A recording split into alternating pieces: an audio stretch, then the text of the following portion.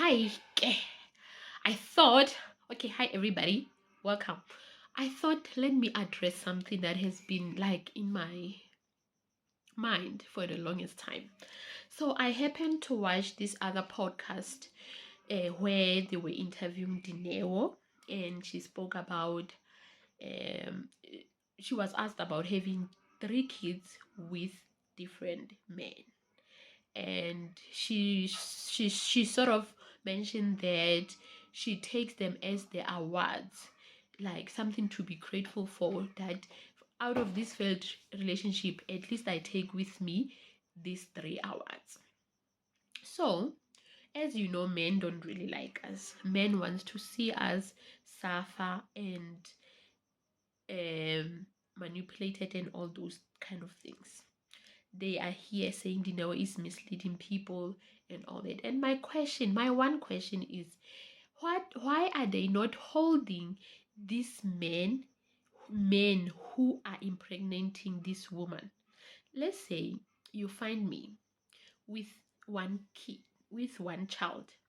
Me having one child, and I'm no longer together with his or her father. And then we meet, and then our relationship goes and becomes really serious. We love each other. We think this is a good relationship, it's promising. Then we take our relationship to the next level. We end up having a baby, even though we're not married. So in this instant, can we not hold a woman alone responsible? Why is a man impregnating a woman they didn't marry in the first place? And then we don't work out with the second baby father, and he's kind of like abusive. I let him go because I cannot stand for that, because women currently are not there like the olden days where we will stay for nonsense. Okay, then me and the second baby daddy, we part ways. And then comes the other third guy, and he marries me. And then upon him marrying me, and then we have a child. And then upon having a child, he abuses me, beats me, and then I divorce him. Now, are you saying I should be ashamed of those kids?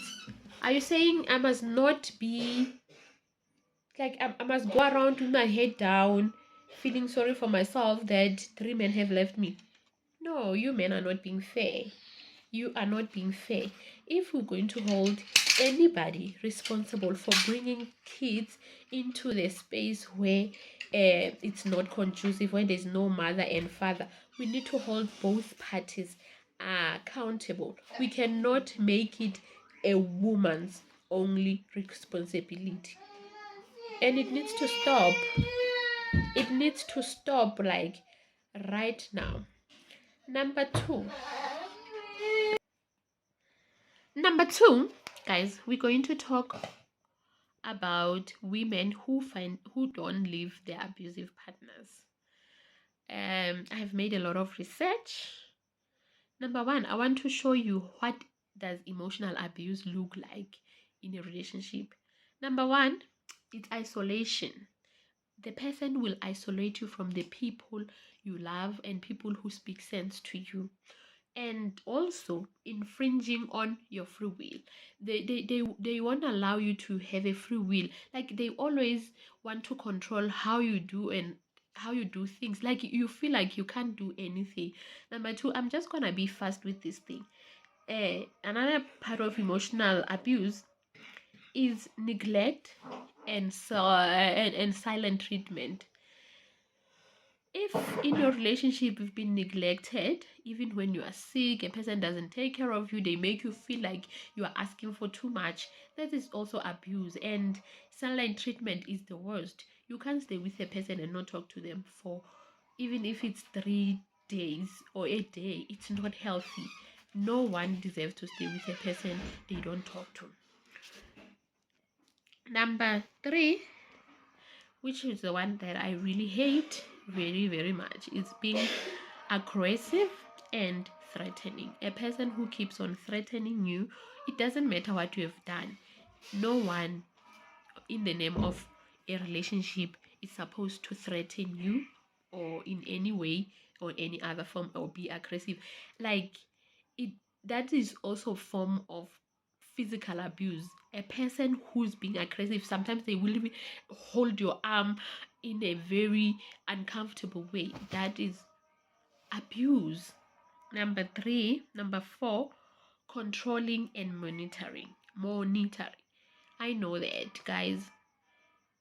Sometimes we might look at it as if it's love when a person keeps on checking where you are. I remember one person I know was in a relationship with this guy, and then this guy, we are supposed to visit this person. We visited that person, and the guy was supposed to have left, but the guy didn't leave. I don't know for what. I think he was just checking whether we came alone or whatever. And then in the morning he left, said he was going far, which is maybe 2 hours drive away from where we were. And then he left. And then in the evening we went to some club, and then he started calling us, calling the girlfriend. Where are you? The girlfriend tell her, only to find the girl is right there where we were. And I want to believe at some point I felt like, wow, this guy really cares. For me it was romantic, but until I sat down and thought, no person loves you will go to where you are without telling you and then call you to find out if you're gonna tell them the truth. That is wrong. That is psychotic. You don't do that. Another form of emotional abuse is belittling and humiliation. Number one is gaslighting and cheating. Cheating, I know everybody has normalized that cheating is a good, like everybody cheat, every man cheat. It still doesn't stop that it's an emotional abuse. Cheating is very painful. It makes one lose their self-esteem. It makes one to lose something about them, to feel unworthy and all that. So you need to know, okay, those are the emotional abuse.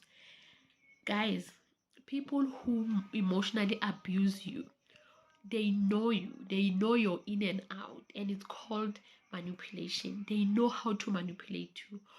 You would can see that this person is doing this and doing that to me, and sometimes you'd be ready that I'm going to leave this person. But when you're supposed to leave them, because they know you, they will say things that they know will soften you, and it will be difficult for you to leave.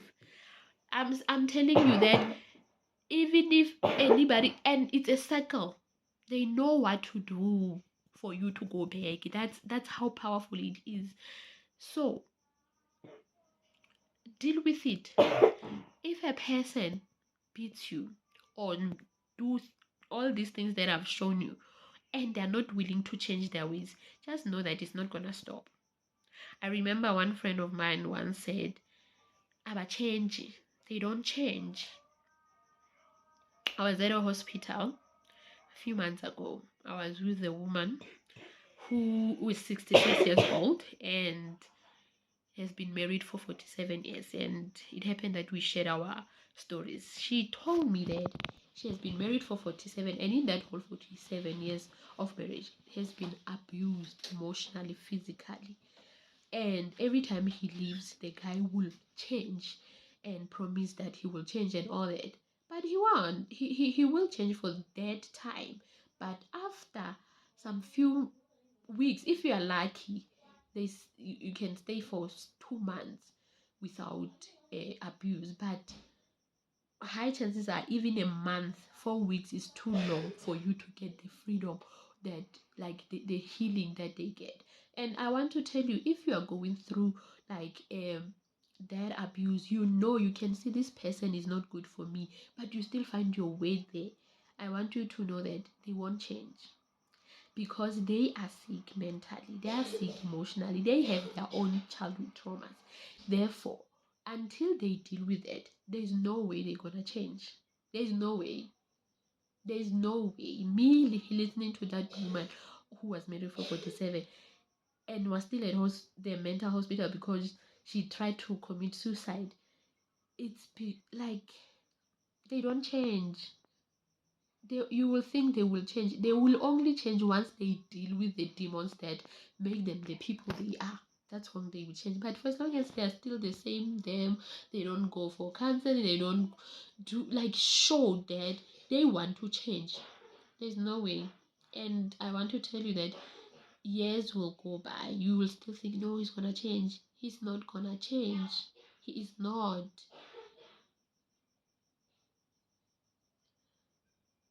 Thank you for watching. I hope this has helped anybody. They're not gonna change. You go get counseling and leave what is not working for you, what hurt you emotionally and physically and mentally, because this is a real life and we are not living in a story or in a movie where there's cut action, should let us redo our lives. There's no such. So you need to think that every minute matter, what you do matter, your happiness matters. Have a good day.